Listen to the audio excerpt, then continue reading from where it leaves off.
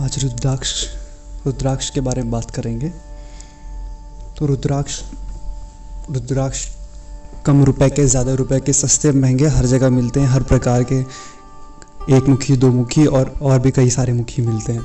उसके अलग अलग इफ़ेक्ट बताए जाते हैं। तो उसके बारे में मैं आपसे कुछ शेयर करूंगा जो मैंने देखा और जाना है। मैं आपको बता देता हूं कि मैं जिस जगह पर रहता हूं वहां पर रुद्राक्ष के बहुत पेड़ हैं और यहाँ पर बहुत रुद्राक्ष उगते हैं।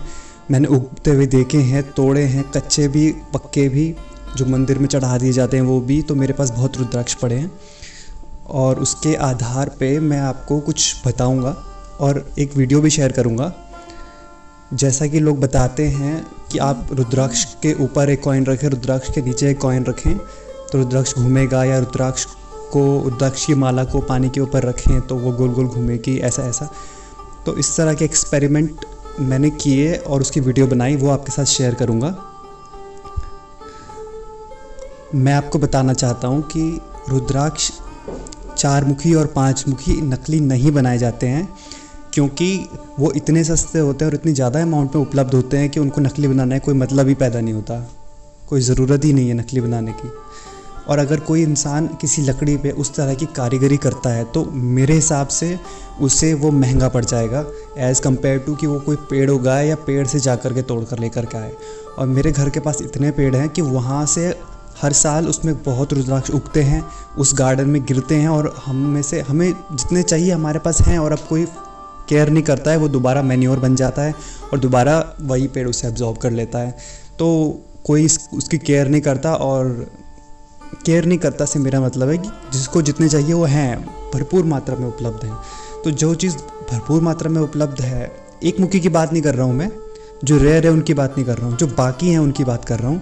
तो मेरे घर के पास में जो पेड़ है उसमें 4 मुखी और 5 मुखी उगते हैं। तो जो इतने अमाउंट में है उसके बारे में लोग जाकर बड़े स्केप्टिकल होते हैं, ढूंढने की कोशिश करते हैं, चेक करने की कोशिश करते हैं, विश्वास नहीं करते हैं कि यह रियल हो कि नहीं हो। मैंने कुछ एक्सपेरिमेंट किया है और मैं आपके साथ शेयर करूंगा। ये मेरे पास रुद्राक्ष पड़े हैं बहुत सारे। ये मैंने अपने घर के पास के पेड़ों से तोड़े हैं। आप देख सकते हैं मैंने इसमें घी लगा रखा है, जो वाइट आपको दिख रहा है वो घी है और इसमें छेद नहीं है, नेचुरल छेद नहीं होता है रुद्राक्ष के अंदर। और साइड में ये मेरे पास विभूति पड़ी है, ये मुझे एक मंदिर से मिली थी, देख लिया, आप देख सकते हैं।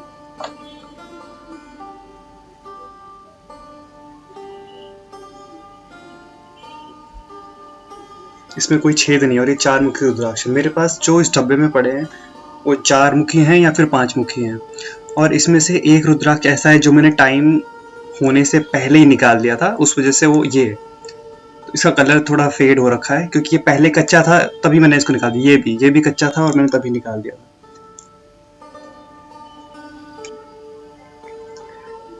ये मेरे पास में कच्चा रुद्राक्ष, पका हुआ है, बट इसका मैंने छिलका नहीं उतारा। छिलका उतारेंगे तो वैसे ही रुद्राक्ष दिखेगा।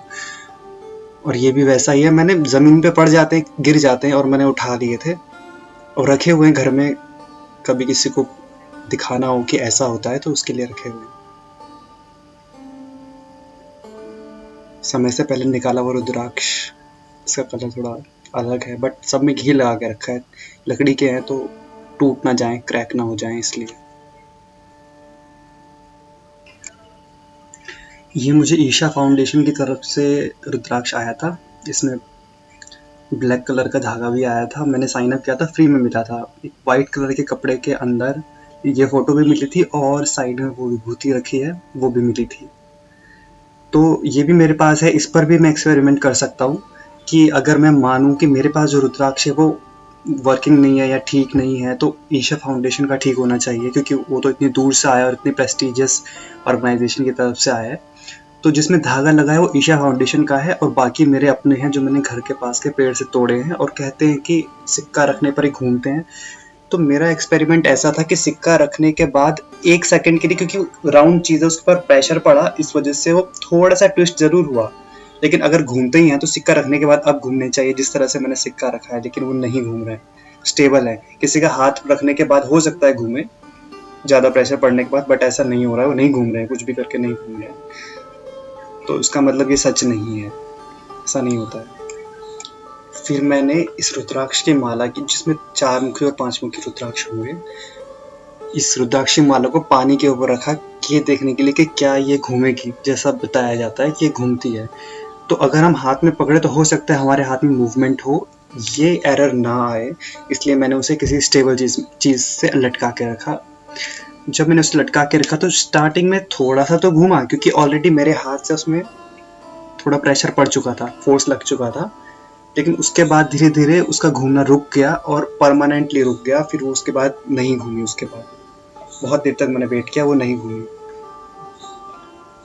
हाँ, हल्की बहुत एयर चल रही है, आप देख सकते हैं पर्दा हिल रहा है, तो इस वजह से बहुत हल्का मूवमेंट आ रहा है, लेकिन वैसा नहीं आ रहा है जैसा कि बाहर बताया जाता है और वीडियो में दिखाया जाता है, ऐसा नहीं होता है।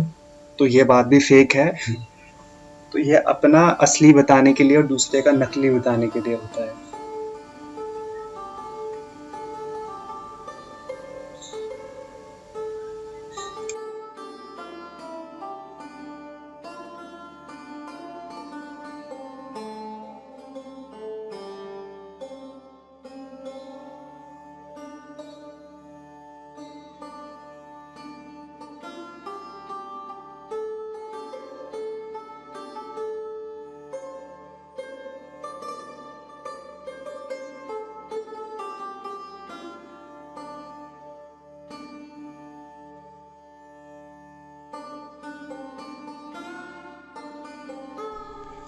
अगर आप दुकानों में जाकर रुद्राक्ष लेते हैं तो रुद्राक्ष वालों का एक फैशन है कि वो रुद्राक्ष या इस तरह की माइथोलॉजिकल चीज़ें होती हैं, जेमस्टोन होते हैं, उनका एक फैशन है कि वो अपने को असली और दूसरे को नकली बताएंगे। अपने को असली बताएं ना बताएं, दूसरे को ज़रूर नकली बताएंगे।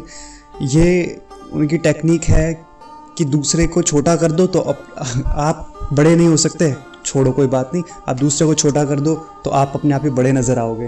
दूसरे को नकली बताकर वो अपने आप ही असली और सच्चे बन जाते हैं और महंगे मतलब वो सस्ती चीज़ महंगी बेचते हैं। और अगर महंगे ना भी बेचें तो ग्राहकों को बेवकूफ़ बनाया जाता है, जिससे कि वो उन्हीं पर्टिकुलर इंसान के पास जा कर के ख़रीदने के लिए लेकर के आए। कोई कारण नहीं है कि उस रुद्राक्ष को कोई नकली क्यों बनाएगा, उसका कोई कारण मुझे समझ नहीं आता है जब इतने ज़्यादा अमाउंट में उपलब्ध हैं तो। और मुझे ईशा फाउंडेशन की तरफ से भी रुद्राक्ष आया था, मैंने वहाँ पे साइन अप किया था तो मुझे फ्री का रुद्राक्ष आया था, उसमें विभूति भी थी। तो उसको भी मैंने, उस पर भी मैंने कुछ एक्सपेरिमेंट्स किए और देखा कि क्या ये एक्सपेरिमेंट्स पर खरा उतरता है, जैसे बोला जाता है वैसा होता है कि नहीं होता है। और दूसरी चीज़ कि अगर हम ये नहीं बता सकते कि ये रुद्राक्ष असली है या नकली, तो हम इस वक्त फिक्स जजमेंट पर कैसे पहुँचते हैं कि जो रुद्राक्ष दुकानों में मिल रहा है वो नकली ही होगा, या जो XYZ पर्सन कोई बेच रहा है तो असली ही होगा।